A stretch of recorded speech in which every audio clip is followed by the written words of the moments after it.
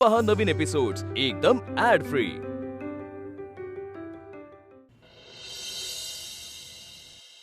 आणि मितालीचं काय? तिचं काय? तिला का फितवलंस तू? हा, कशाला लोकांच्या फाटक्यात पाय घालतेस तू? ती इथं शाळेत आली हे तिच्या बापाला माहितीये?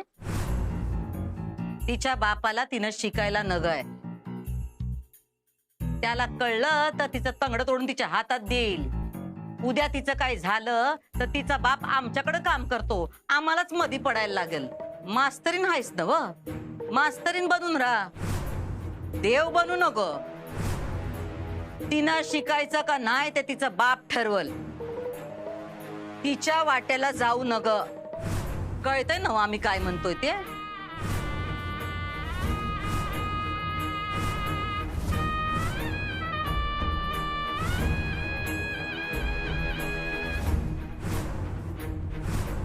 कळलं कळलं त्यासनी, न कळायला काय येड्यात होत्या, कळतंय मस्त त्यासनी. बोल की घडा घडा. मॅडम, मिताली पासून लांब राहायचं.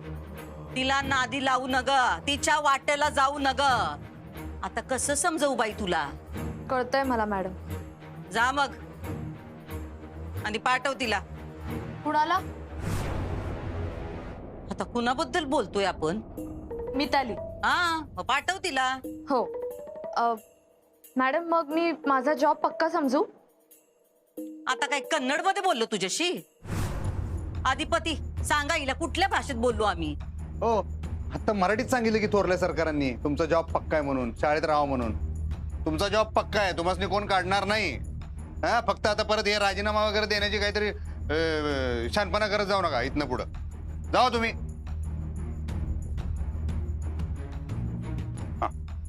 आम्ही सांगितलेलं लक्षात ठेव. हो. काय? राजीनामा देणार नाही. अहो ते नाही हो, मितालीला पाठवा इकडं. हा.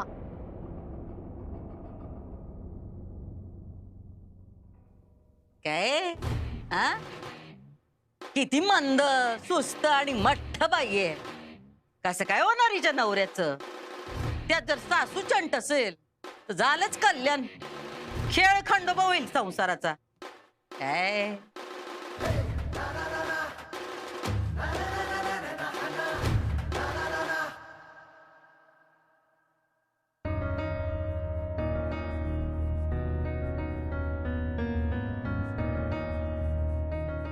एवढा वेळ का बोलत होते. एवढा काय बोलत होते? मी नाही, भुवनेश्वरी मॅडम बोलत होते. बोलल्या ना तुला जा म्हणून? नाही, मग थांबा म्हणाला. का? मी नाही विचारलं. अगं पण त्यांनी तुला जायला सांगितलं होतं ना. एक्सक्यूज मी, मला कोणी जायला नव्हतं सांगितलं. माझा मीच राजीनामा दिला होता.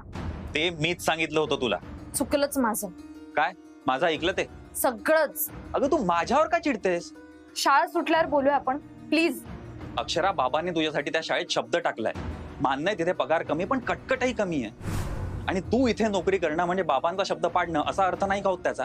काय सांगू मी त्यांना? थँक्यू. काय थँक्यू सांगा त्यांना. Thank you for everything.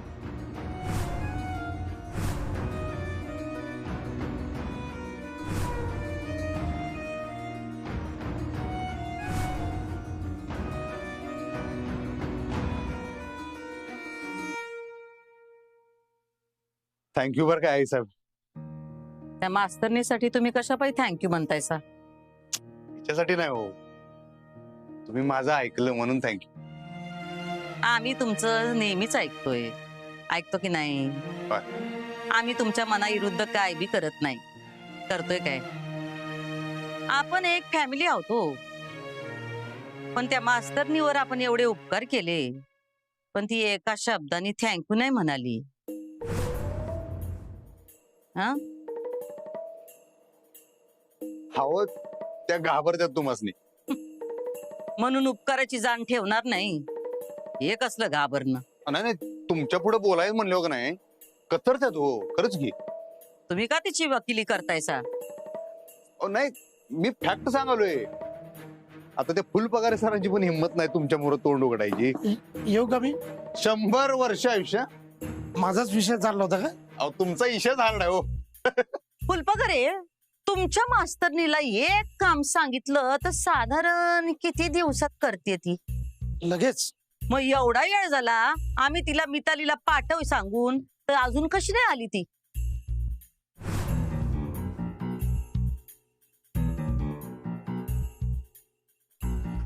मी बोलून आणतो. अहो तुम्ही ना ग, तुम्ही मालक खायचा. तुमच्या मोर कोण मालक आहे साहेब? आणि तुम्हाला वाट बघायला लावलेलं मला नाही आवडत. मी आलो.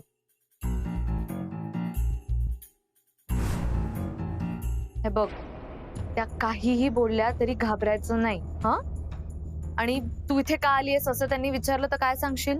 अधिपती दादांमुळे आले. काय? असंच सांगू का? खोटं नको सांगू. अहो खरंय हे. काय खरंय? मी अधिपती दादांमुळे आले शाळेत.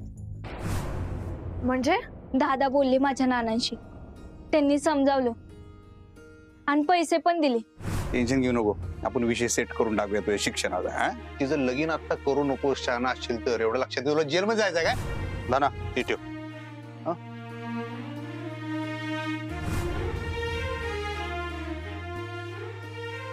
आणि स्वतः मला घेऊन शाळेत आले. त्यांनी सांगितलं म्हणून माझे नाना गप्प आहेत. लग्न पण लावू नका असं सांगितलं नानांना. मग नानांचं काय नाही चाललं दादांपुढं.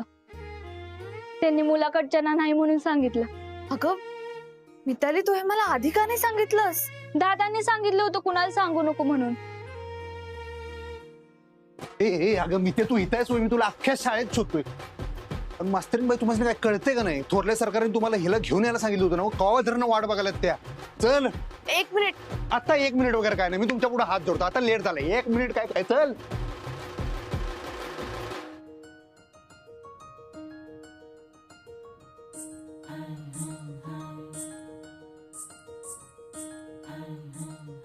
मी ते थोरल्या सरकारने काय सांगशील तू? खरं सांगू? येडी का खुळी? असं डोसकं गंजल्यावर बोलू नको मी ते. अहो पण तुमच्याच मुळे लग्न मोडलं की माझं. अगं बरोबर आहे, पण हे जर तू थोरल्या सरकारने सांगितलीस ना तर उद्या माझं लगीन लागल बाई. हसतेच काय? हसू नको. मग काय खोटं बोलू? मग तू काय धर्मराजाचा अवतार आहे? खोटं बोलू म्हणजे? का तुझ्या मास्तरीन बाईंनी तुला शिकवलंय सत्य सदा बोलावे वगैरे? हो. तू काय हो, हे बघ ते पुस्तकी ज्ञान झालं. खऱ्या आयुष्यात चांगल्या कारणासाठी कधी कधी खोटं बोललं तर चालते. समजलं ना? तू जर खरं बोललीस तर तू सुटशील आणि मी अडकल. ते पाहिजे का तुला? नाही, पण मग मी काय बोलू? सांगतो तुला, त्यासाठी आलो. आता एक काम करायचं. हद्दच झाली. तुमच्या मुलीचं मला काही वागणंच कळत नाही. अहो हे सगळं काय मी माझ्यासाठी करतोय का? तिच्याच भल्यासाठी चाललंय ना हे. तिचा ना प्रत्येक निर्णय हा इमोशनल असतो. प्रॅक्टिकल वागणंच नाही काही. मी बोलतो तिच्याशी. काका, ती शाळा सेफ नाहीये तिच्यासाठी. जावई बापू, तुम्ही चिडू नका ना.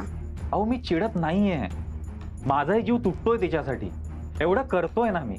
एका बाजूला माझे बाबा, एका बाजूला ही, मधल्यामध्ये माझं सँडविच होत आहे. अहो मला लग्न करायचं तिच्याशी, सुखाचा संसार थाटायचा आहे. पण ही माझं ऐकेल तर ना. मी बोलतो ना. आणि मीही बोलतो. खूप झालंय आता.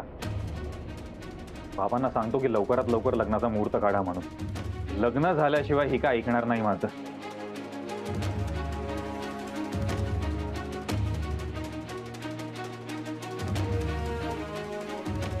येतो.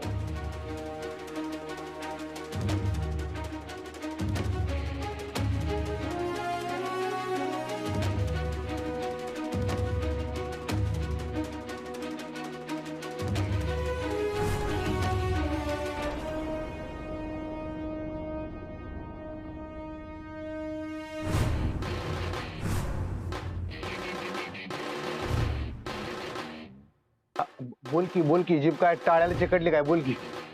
काय ग ये मी ते तुझ्या नानाने नाही सांगितलं होतं ना, मग का आली शाळेत? असं काय मोठं दिवं लावणार आहेस तू? हा थोरले सरकार, नाना जा म्हणाले. काय? वय थोरले सरकार, नाना म्हणाले शाळेत जा. कसं काय? पोलिसांनी नानांना दम दिला. मायनर मुलीचं लग्न लावायचं नाही म्हणून नाना घाबरले. आणि पोलिसांना कोणी सांगितलं? तुझ्या मास्तरनी ना? नाही नाही, मॅडमचा काही दोष नाही यात. मग कोणी सांगितलं? माहित नाही थोरले सरकार. माहित नाही असं कसं? तिला तर कसं माहित असेल आई साहेब? तिची अक्कल बघा केवढी आहे. आली मोठी शिकायला, काय दिवे लावणार आहे शिकून? नाना म्हणाले थोडं का होईना शिक, म्हणजे थोरल्या सरकारांच्या घरी जमा खर्चाला चिटकवतो आणि मग सोड शाळा. तुला काय जमा खर्च येणार आहे? मॅडम गणितात पहिली येते ती दरवर्षी, आणि शिवाय स्कॉलरशिप आहे तिला. त्याने काय होत नाही. पोरगी खरंच ब्राईट आहे, काय हुशार. मग काय लोणचं घालू तिच्या हुशारीचं? म्हणजे शिकली ही तर फायदाच होईल ना समाजाला. अक्कल आहे ना व, होणार फायदा. शिकून काय कोणी मोठा उजेड पाडलेला नाही. मी ते खरं सांग, तुझ्या नानाने तुला परवानगी दिली आहे? वय थोरले सरकार, मामासनी का बोलला नाही दानाजी? तुम्हाला बोलायला घाबरतात लोक थोरले सरकार. बघा काय म्हणलं मी. अधिपती तुम्हासनी हे माहित होतं?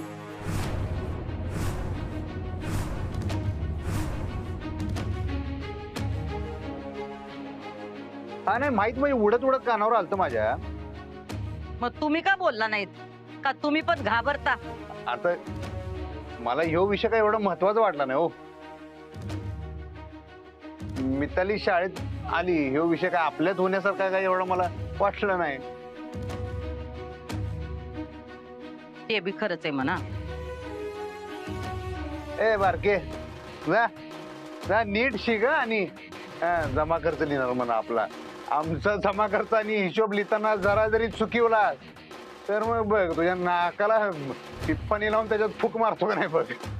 एवढं एवढं नाक नाही तर तोरा बघा किती मोठी शिकणारी. चल चल थोरल्यासारखाच वेळ नाही, पाया पडन, चल निघ.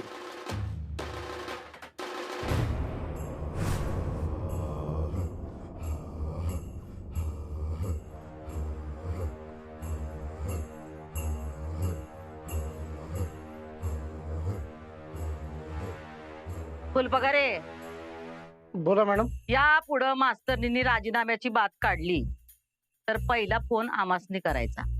हो मॅडम. ज्यांना जायचंय त्यांना अडवायचं नाही, कळलं? चला अधिपती. हा चल.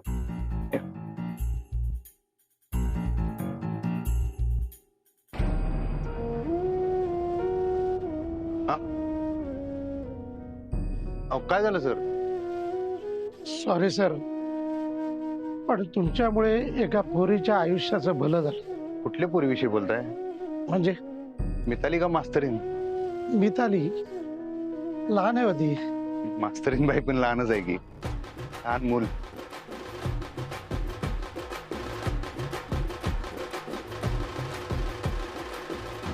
बाबा, हे शिकवणीचं काम थांबवा जरा आणि ताईला फोन लावा. नको, अगं कामात असेल ती, वर्ग सुरू असेल तिचा. बाबा तुम्हाला कळतंय का, ह्या सगळ्यामध्ये आपल्याला जीजूची साथ द्यायची आहे, ताईची नाही. हो ना, पोरीवर जीव किती आहे त्यांचा. आणि काय चुकलं जीजूंचं सांगा ना. ताई खरंच सेफ नाहीये तिथे. तुम्हाला कळतंय का, एवढं सगळं बोलली ती आणि परत तिथेच का जॉब करते ती. तुम्हाला सांगते जीजू चांगले आहेत म्हणून, नाहीतर हे सगळे जे टँट्रम्स असतात ना कोणी सहन करत नाही आजकाल. बाबा प्लीज तुम्ही ताईशी बोला, तिला सांगा की जीजूंचं खरंच तिच्यावर मनापासून प्रेम आहे आणि त्यांच्याशी असं वागू नकोस. आणि एवढा चांगला दुसरा तिला कोणीही मिळणार नाही.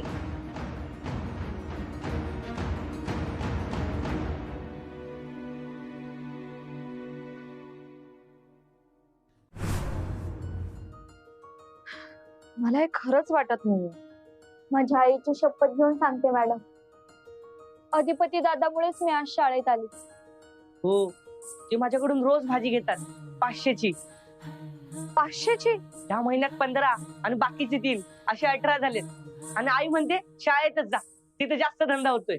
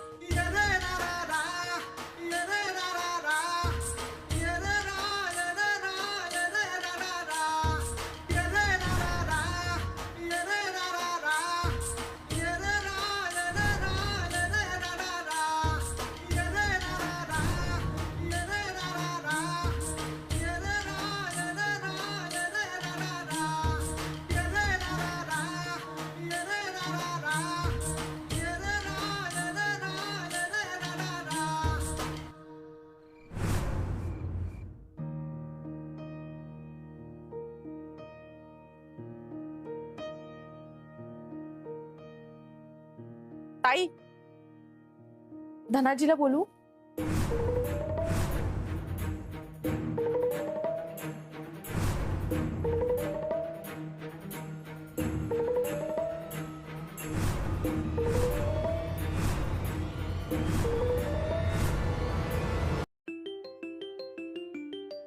ताई, जिजूंचा कॉल आहे. करते मी नंतर. अगं बोल ना ताई. बोलते नंतर इरा. आत्ता का नाही? मला काम आहे. काम? कसलं काम ताई? अहो बाबा बघा ना कसं वागते ही. तुम्ही बोला ना तिला काहीतरी. जिजूचा कॉल येतोय कधीपासूनचा. अगं ताई उचल ना फोन. इरा, मी त्यांना निवांत रात्री फोन करते. अगं मग तेच कॉल उचलून सांग ना त्यांना. अगं मी फोन उचलत नाही म्हणजे बिझी आहे कळेल त्यांना. बघ बंद झाला. अहो बाबा बोलणार होतात ना ताईशी. काय? तुम्हा दोघांबद्दल. आमच्याबद्दल? अक्षरा, सगळं ठीक आहे ना? हो आई, ठीक आहे सगळं. ताई हे बघ परत कॉल करतायत, ते उचल ना. अक्षय बाळा, बोल ना एकदा.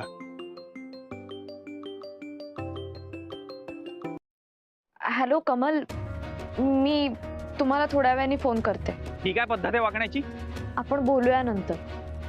का आता का नको? हे बघ अक्षरा, मी तुझा होणारा नवरा आहे. कमल प्लीज, मी करते नंतर फोन. अक्षरा, झालं समाधान? अक्षरा बस. बाबा, मला स्वयंपाकाची तयारी करायची. ते मी करते. खरं सांग, काही झालंय का? नाही आई.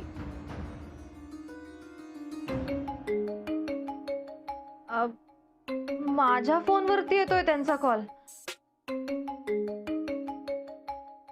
ताई. हॅलो इरा. इरा, तुझी बहीण असं का वागते माझ्याशी? मी तिच्यासाठी एवढा जीवाचा रान करतोय आणि ती माझ्याशी 2 मिनिट फोनवर बोलू शकत नाही? मी काय मूर्ख आहे म्हणून फोन करतोय तिला? माझ्याशी 2 मिनिट ती फोनवर बोलली नाहीये. काय प्रॉब्लेम? काय वागणं झालंय? तिला लग्न करायचंय की नाही माझ्याशी? तिचा विचार बदललाय का? काय नक्की प्रॉब्लेम काय? त्या भुवनेश्वरी मॅडमचा राग ती माझ्यावर काढते. तरी तिला सांगत होतो की ती नोकरी सोड म्हणून, पण तेही तिने ऐकलं नाही. त्या भुवनेश्वरी मॅडम जेव्हापासून तिच्या आयुष्यात आल्या ना, वेड्यासारखं वागायला लागली तुझी बहीण.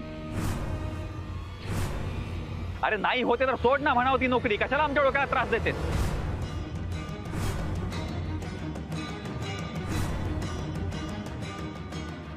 कमल, मी तुम्हाला म्हणलं होतं ना नंतर फोन करते. किमान माझ्या बोलण्याचा मान तरी ठेवायचा. अच्छा हे बघ. हॅलो.